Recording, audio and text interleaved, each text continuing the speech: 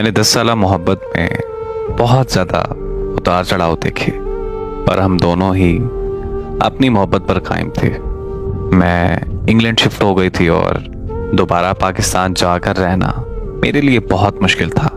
वो खुद भी शादी के बाद इंग्लैंड शिफ्ट होना चाहता था, लेकिन उसकी अम्मी को ये बात बिल्कुल मंजूर नहीं थी। जब भी बात मंगनी तक आती तो कुछ ना कुछ होकर बात वहीं रुक जाती।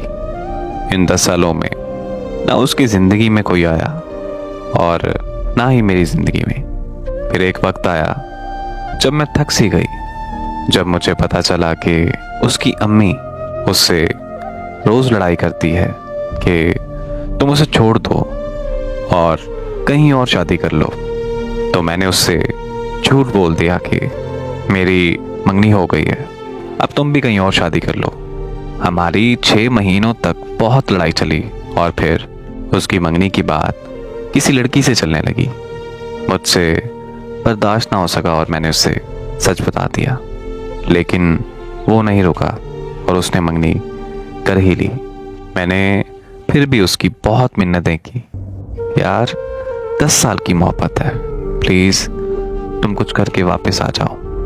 पर वो मेरी कोई बात मानने को तैयार नहीं था। फिर उसने अपनी शादी की तारीख बताते हुए कहा कि तुम उस लड़की को सब सच बताकर शादी को रोकना चाहो तो रोक लो। पर मैं अब शादी से मना नहीं कर सकता था। तब मैं बिल्कुल खामोश हो गई और आखिरकार उसकी शादी हो गई। मुझे समझ ही नहीं आया आज तक कि हम में से आखिरकार कौन गलत था, मैं या वो। जिंदगी के 10 साल हमने किस बात का इंतजार किया। आज उन 10 सालों को जिंदगी के किस हिस्से में रखूं मैं? अगर हम दोनों मिल ही नहीं पाए तो जमाने से क्यों लड़ते रहे?